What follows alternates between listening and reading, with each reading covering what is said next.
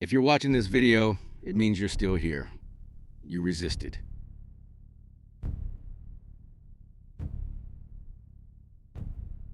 Last month, we talked about the trial, that overwhelming feeling of isolation and suffering that affects only a small percentage of people ready to awaken. Many, after that video, wrote, "It's me. I've been through hell. Now what?" And that's precisely where most fall. Surviving the destruction of the old self is just the beginning. The real challenge isn't getting out of the cave, but learning to walk in the light without being blinded. Welcome to Level 2. Today, we won't talk about how to survive, but what happens next. We'll talk about accessing higher frequencies and why, right now, you feel stranger than ever. Welcome to the quantum frequency of the mind. If the previous video was the diagnosis, this is the beginning of the cure. You've passed the screening. You've seen old friendships, old jobs, and perhaps even certainties you thought untouchable crumble. The Matrix tried to reabsorb you with fear and doubt, but you stood your ground. Now, however, you find yourself in a gray area, a limbo. You're no longer who you were, but you're not yet who you're becoming. This phase is called the fertile void. And it's the most confusing phase because no one really talks about it. They promised you light, clarity, answers. Instead, there's silence, there's suspense, there's a strange calm that's not happiness, but not pain either. It's as if life is on hold. This isn't a mistake, it's a recalibration. The fertile void is the moment when the universe stops pushing you and starts observing you. It wants to see if you can live without stimulation, without validation, without identity. It wants to understand if you're ready to create without reacting. And this is where many turn back. Because emptiness is more frightening than suffering. Suffering at least gives you a role. Emptiness doesn't. Emptiness strips away every mask. If you feel suspended during this time, as if you no longer belong anywhere, know that you are exactly where you need to be. You are crossing ground zero. The point where the old version of you no longer works and the new one isn't yet defined, it's a symbolic death. And it's necessary. Imagine a freshly reset computer.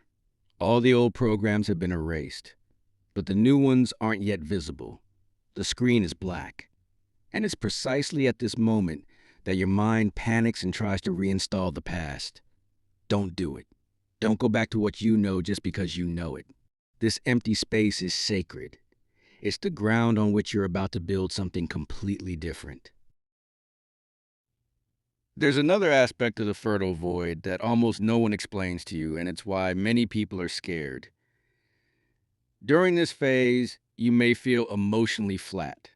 Not happy, not sad, as if your emotions have become more distant. This doesn't mean you're losing sensitivity. It means you're moving away from your automatic reaction. For years, you've been programmed to react to other people's words, to expectations, to problems, to judgment. Now that mechanism is shutting down, and when the reaction dies down, silence remains. A silence that at first seems empty, but is actually space to choose instead of reacting.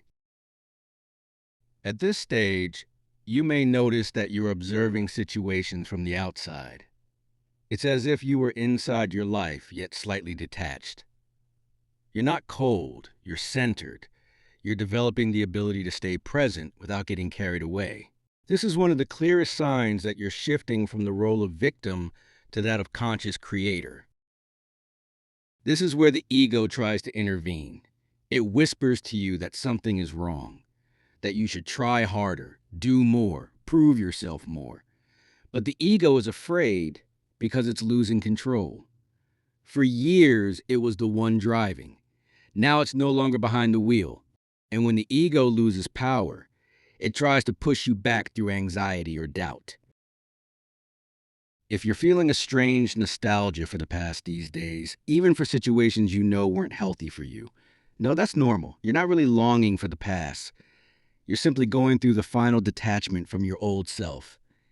It's the mind's last attempt to cling to what it knows. Don't fight this process. Observe it. Every time you don't react, you're consolidating a new internal structure. You're learning to remain stable without external support. This is the foundation of true personal power. Without this step, accessing the higher frequencies will become destructive. Now, I want to tell you something no one says. At this stage, you may feel emotionally flat, neither happy nor sad, as if you're detached from everything. This doesn't mean you're losing empathy.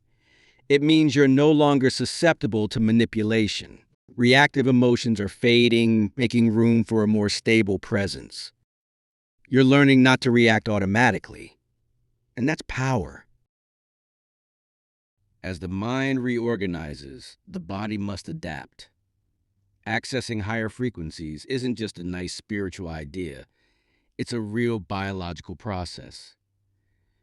Your nervous system is learning to handle more energy, and when that energy increases, your hardware must adapt. This is why time seems to go crazy. Sometimes the hours fly by. Other times, a single moment seems to last an eternity. You're not losing track of time, you're breaking out of linear time. You're learning to live more often in the pure present. Sleep changes. You wake up in the middle of the night, often at the same time. Not because you're stressed, but because your rational mind shuts down and your subconscious mind kicks in. That's where integration happens. If you wake up, don't fight it. Breathe. Stay still for a few minutes, then go back to sleep. Your body knows what it's doing. Then comes the most difficult symptom to explain to others: intolerance to low vibrations. People you once associated with without problems now tire you out. Empty conversations, constant complaints, and chaotic environments become physically burdensome. You haven't become superior, you become more sensitive. Your system now rejects anything that wastes energy. This can make you feel lonely, and that's okay. Loneliness at this stage isn't punishment, it's protection. It's the system's way of preventing you from releasing energy before you've learned to manage it. And here we come to the most important point: responsibility. In the first phase, you were a victim of events. Things happened to you. Now they don't. Now you're stepping into the role of architect. This means the time between thought and manifestation is shortening. Before, you could harbor thoughts of fear, lack, or victimhood for months without immediate effects. Not now. Now, what you think tends to take shape much faster. This is why synchronicities are increasing. You think of someone, and they call to you. You ask an internal question, and the answer comes. This is real power. But it's also dangerous, because it works both ways. If you allow fearful thoughts to run wild, you manifest fear. If you ruminate on what you don't want, you activate it. Mental discipline is no longer optional, it's survival. You are in the driver's seat of a powerful vehicle. Even a small distraction can make you lose control. Your task now is to become the guardian of your mind. Don't repress your thoughts, but choose which ones to feed. Every thought is a command, and now the universe listens with complete clarity. If you've come this far, it's not curiosity, it's resonance. Your soul recognizes these words because it's living them. The worst is over. The pain of separation from the old world is healing. Now begins the phase of conscious creation. You are not alone. Even if you feel out of place in your daily life, there are many of us scattered everywhere, doing this silent work at the same time. We are antennas. We are anchor points for a new frequency. Now take concrete action. Comment below and write, I accept my power. Declare it to yourself, to life, and subscribe to the Mind's Quantum Frequency channel to stay connected. The next video will be even more practical, even more direct. Welcome to the new frequency. See you on the other side.